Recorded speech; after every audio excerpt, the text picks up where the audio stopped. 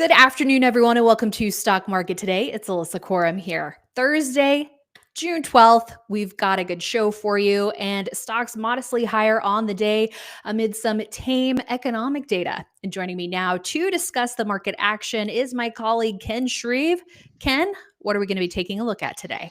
Hey there, Ali. Yeah, another update for the market here. We're still seeing gold and silver stocks outperform. Take a look at a relatively new name here, Pan American Silver, PAAS. Also in the utility group, want to take a look at Vistra, VST, and then also Snowflake, which finally has come back to life and is really showing a lot of strength and support out there. It sure has. All right, we'll take a look at those stocks, but first let's check in on the major indexes. So the NASDAQ today up about 0.25%. The Dow with the same percentage gain on the day, a little bit of an upside reversal there. The S&P 500 up 0.4% to lead the day, and the Russell 2000 on pace for a decline of about 0.5% headed into the final stretch of the day. So, looking at the NASDAQ, we now have a couple of downside reversals lately, Ken, but it doesn't seem like we have any warning signs of heavy institutional selling by any means. We're just marching higher here. Yeah, and respecting the key short-term support level here for the Nasdaq. We did get another 2 days in a row of soft inflation data. So this at one point was a big concern, for the stock market. But the tariffs have been in effect for a little while. Haven't seen that spill over into higher prices as that was expected. Still Mhm. could, I assume, but so far inflation seems contained. Fed meeting next week, not expected to do anything, and the first interest rate is not expected until interest rate cut isn't expected until September. So market's just kind of a wait and see attitude here ahead of the Fed meeting, but made it through some more economic data this week, and a lot of stocks out there. We did had some selling and growth stocks earlier in the week, but a lot of names still holding up quite well out there, just like the Nasdaq. Yeah. And we are still closing in on that 20,000 level. If you're looking at the weekly action, the NASDAQ up about 0.7% on the week, a little bit off of the intra week high, but continuing to get closer to that round psychological level. Yeah, and I think people that want to see a little pullback in the market, maybe a little digestion phase. You can see the high that the Nasdaq hit several weeks ago, 20,204. It's working its way higher towards that prior high, and we've been talking about that round number of 20,000. So wouldn't be surprising. There really hasn't been much consolidation, since this strong move off lows. A week of consolidation here, a week of consolidation there. So I think a lot of people wouldn't mind to see the Nasdaq drift lower here. We don't want to see vertical violations or sharp higher volume declines, but if it can just drift lower here, bide some time in light volume, I think that paves the way for a possible breakout try with conviction over this 20,000 level. So that remains to be seen, but we'll see if the Nasdaq starts to consolidate a little bit. But strong day again today, and as Scott St. Clair likes to talk about, doesn't pay so much attention to the major stock indexes, but he just looks at how are individual stocks acting, and in that regard, things look pretty good. Yeah, I'd say so. Okay, taking a look at the S&P 500 now, another session above 6,000. And then when you look at SPY, that's how I just easily track how far we are off of the 52-week highs. We're 1.6% off of those prior highs here. So continuing to make progress. A very similar picture to the Nasdaq here. It came down, corrected pretty sharply. It's been a nice move back up near highs. S&P 500 is holding just above that 6,000 level. A lot of people thought that may be resistance, but same situation for the S&P 500 here. 6147 is that marked high. Is it just going to plow right through that, or is it going to pause and maybe digest some gains here? I think both scenarios are possible, but this is on a nice uptrend, just like the Nasdaq. Okay, let's quickly touch on blue chips and small caps, starting with the Dow, Ken. Yeah, the Dow recently took out that 42,000 level with ease. You had that marked high of 42,842. Dow holding above that, a nice reversal higher after that the Boeing sell-off earlier in the day, but actually a pretty Boeing gap down on the news of that airline crash in India. But I think the Dow was hurt initially by a Boeing drop, but managed to be a pretty good close for the blue chip index. Yeah. All right, let's quickly take a look at the Russell 2000. Small caps had been outperforming, but the last two sessions here finding some resistance at a level that's not unexpected. Yeah, I mean, when you after you have a sharp pullback like small caps had from 2466 all the way down to 1732, it comes back up. You can see there's still quite a bit of overhead supply for the Russell 2000 to work through here. It really has a much different look than the other three index charts that we just looked at. So Yeah. it could be, we'll see if it would be a very bullish technical development if the Russell can get above that 200-day moving average and then maybe make a run at 2200. So it's definitely the lagging index now much more so than the Dow. A lot of people calling for small caps to lead in a potentially lower interest rate environment, and that could happen, but it is the most technically challenged index at the moment. Mhm. Yeah. And speaking of interest rates, here's a look at the 10-year yield, Ken. Yeah, so just kind of range bound, pretty strong support level here, right around 4.36. Call it maybe 4.37. We'll see. It's been bouncing back and forth in recent days, and we do have the Fed meeting next week. Mhm. Again, they're expected to stand pat, but interest rates have been volatile, kind of swinging back and forth, but still range bound here. Yep. Okay, let's just quickly take a look at breadth. Here's RSP up a quarter of a percent on the day, so lagging the S&P 500 a little bit, but how's breadth looking out there to you, Ken? Not too bad. I checked it late in the day today. We were slightly negative breadth on the Nasdaq exchange and slightly positive on the NYSE. But this is the equal weighted S&P 500 ETF that is just really right on the cusp of a breakout here. Here's that 180 level, that marked high. I think it looks very very healthy here. Okay. One ETF that we want to check out as well is Gold GLD up 1.2% on the day, clearing a trend line, clearing a tight area here, Ken. And full disclosure, I did opt to nibble a little bit and take a position here. We're continuing to see gold and gold related stocks. We'll take a look at a silver stock Hmm. looking interesting.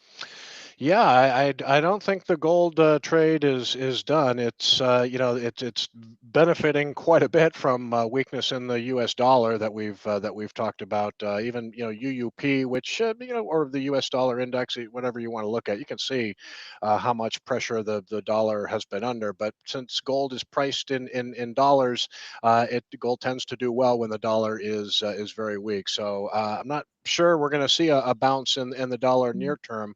I think that's good news for the gold bulls, and still seeing a lot of outperformance in the gold group. And this GLD is trying to break out of a downtrend here as it forms a new base and gets pretty close to highs here. So as I've said in recent shows, I think it makes sense to have some exposure to gold at this point, whether it's GLD or a lot of the other gold stocks that are out there outperforming. Right. And we're continuing to see the IPO market heat up with recent issues like CoreWeave and eToro in the spotlight. Going public today was Chime Financial, the ticker symbol here, CHYM, a fintech company, up 37% on the day. I'm going to go to an intraday chart here. So it looks like we got an opening pop, Ken, and it closed off of intraday highs. I also want to take a look at, I believe on the weekly, that should show us the IPO price. I'm not seeing it here, Ken, but give us your thoughts on the debut of Chime. Well, this is a company that reminds me a lot of Dave, another financial app or a banking app that's very popular with the millennials. You see, Dave has been a really strong price performer in the market. I would say that Chime's debut today was a successful one, even though it gave back a big intraday gain. Chime was supposed to price between 24 and 26 last night. It priced at 27. That was a good sign. Took quite a while for the stock to open today, but it did open all the way up at 45. It stayed there for a millisecond. It was just pretty much under pressure for the rest of the day. But the fact that Mhm. the stock closed well above where it priced at Right. 31, I think that's successful. I know longs here, long people who are long Chime probably wanted to see a close up near session highs, but nice close above the pricing at $27 a share.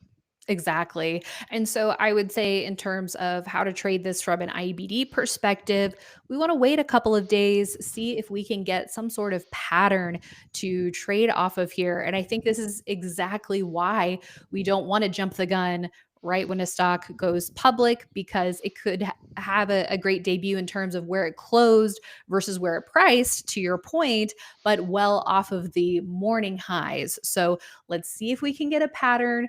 That always helps us manage our risk, which, when it comes to IPOs, they tend to be volatile, high risk, high reward type situation. So we'll have to see how this stock progresses in the coming days and weeks. Yeah, you're exactly right. I mean, IPOs they can whip around for the first 5, 10 days of trading. So it's really just about kind of identifying a trading personality, and a lot of people are just going to want to see how Chime trades over the next 5 days or so. Is it going to hold inside its range today?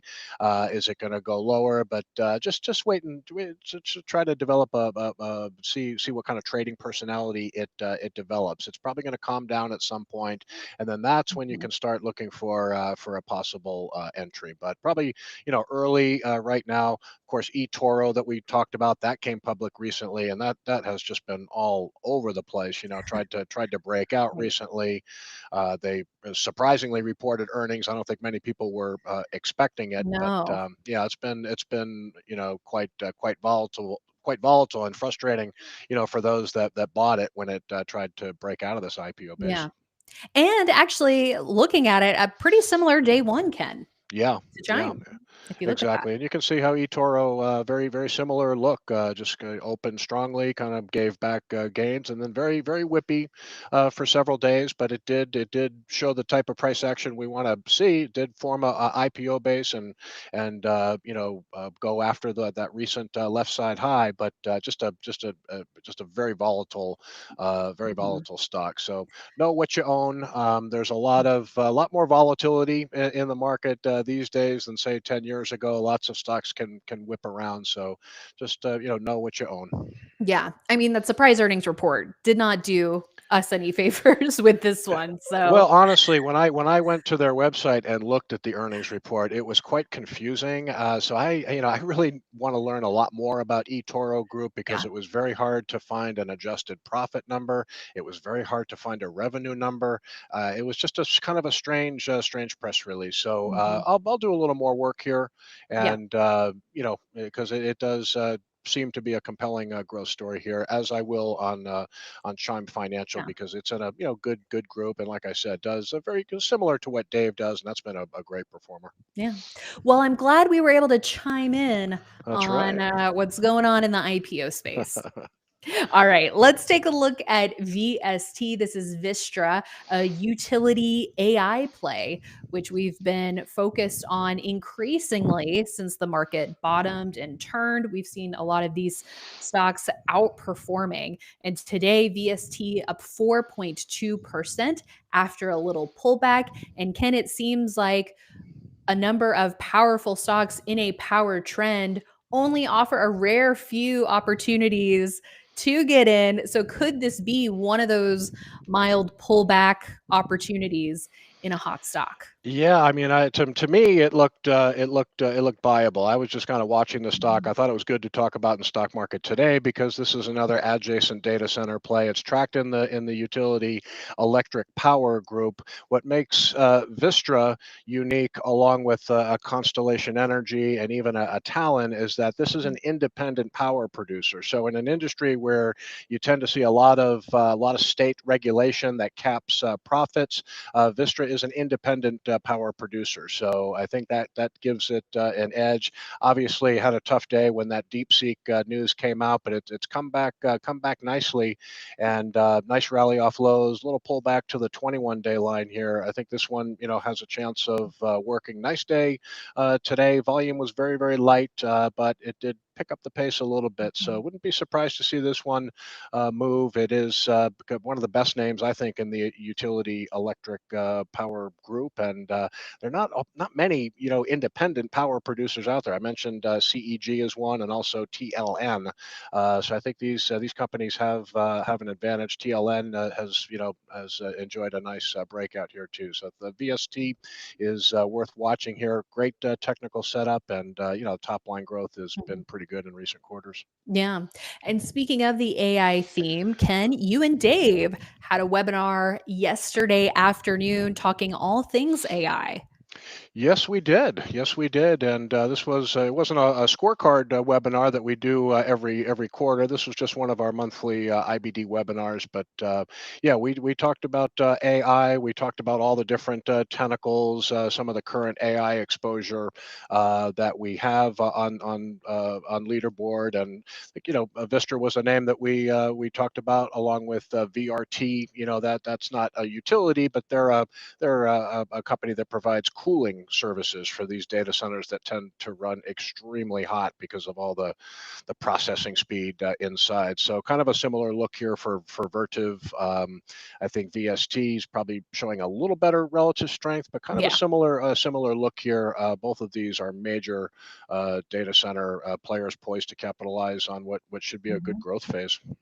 Yeah, and you mentioned leaderboard. It is leaderboard free access week. So we definitely encourage everyone out there to check that out.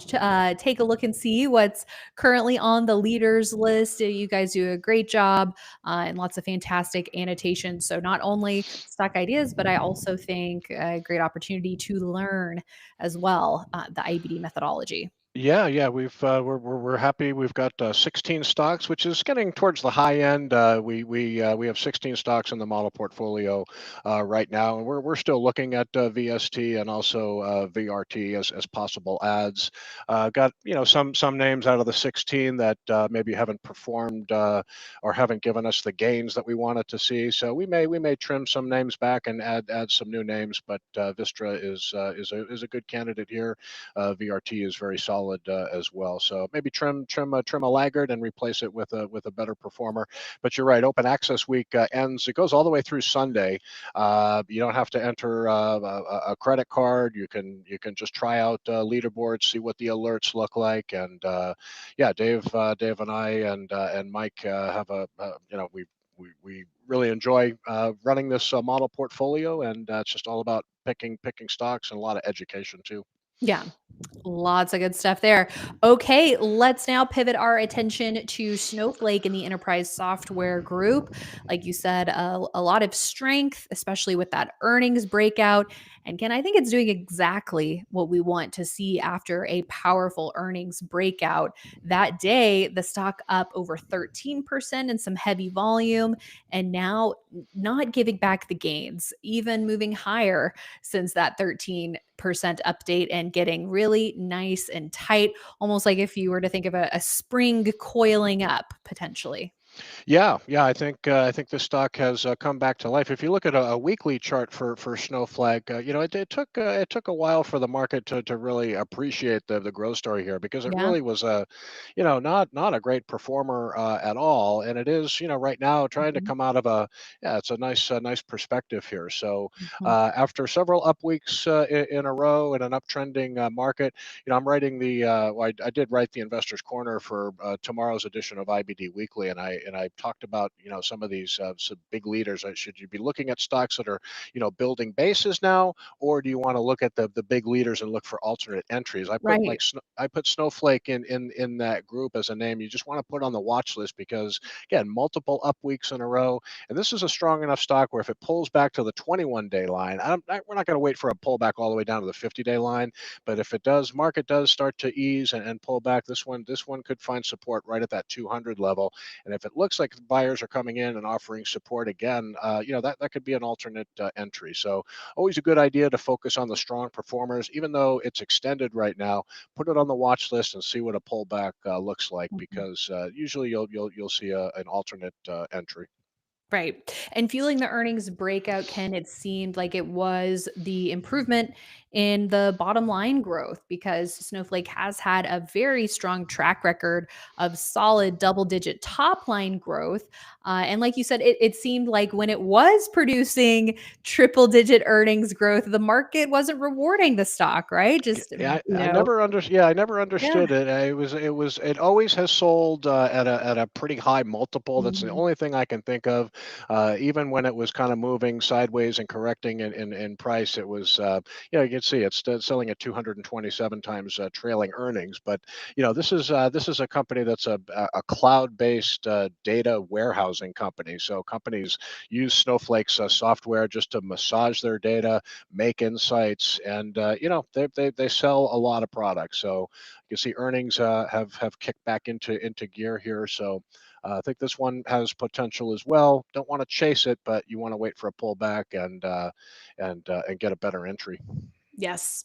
Okay, now let's take a look at PAAS. This is Pan American Silver. So gold and silver stocks have been sparkling lately. I would say especially gold, but here it looks like silver and other minerals too. Pan American Silver is involved with holding nicely after a recent breakout. Yeah, I don't know what the breakdown is, but they also produce gold as well. I assume with the company name that the bulk of their production is in silver, but they're even involved in some copper as well as gold. So I think silver is the bulk of their business. They do business in North America, Central America, South America. Here's a stock that gapped up last week from this cut base, and it's to me, this looks like a pretty orderly consolidation here, and it's just kind of pulled back near that 2860 entry. So, some cases you might be chasing gold stocks. Other cases you can still find something in a buy zone here. So I think this one is you're not chasing if you're looking at it. Fundamentals look pretty good here. $10.5 billion market cap. So pretty good top line and bottom line growth in recent quarters. And this one still could be in the early stages of a move, early stages of breaking out here. Yeah, and it's not alone. Like you said, there are a lot of gold miners and others to look at. How are you playing this theme, Ken? Well, we have Agnico AEM Mhm. on the leaders list. Relatively new holding on the daily chart. We have owned this in the past and done well, and we decided to re-enter Mhm. when it recently moved above its 50-day moving average. So it was right around that area. So we got a nice rally. It was disappointing to see that the stock reverse lower when it tried to break out, but it's still holding around short-term support levels. I think it still looks fine, and it made a nice move today back above that 10-day moving average. So this is on leaderboard, and let's see, also following AU Anglo Gold Ashanti. This is a name that I own personally, and nice move to an all-time high today. Nice gap up and some good volume in AU as well. They're a South African gold miner. Good stuff. All right. Well, thank you so much, Ken. We always appreciate getting your take. All Good to right. see you. Thanks, Ellie. Thanks everyone for tuning in. That is it from us for today, but we will see you tomorrow morning on IBD Live. I can't believe it's Friday already. This week has gone by so fast. Joining us on the show in the morning is Dr. Thomas Carr, aka Dr. Stocks, STOSXX. We really hope you join us in the morning. Always love getting to hear from him what he's looking at on the market. I remember last year when we had him on the show, he was giving us the case for MicroStrategy before it went on its meteoric move. So we'll have to see if he can give us another trade idea or two like that. So join us in the morning on IBD Live, investors.com/IBD Live for all the details. We will see you there. And then we'll also see you right back here after the close to wrap up the week.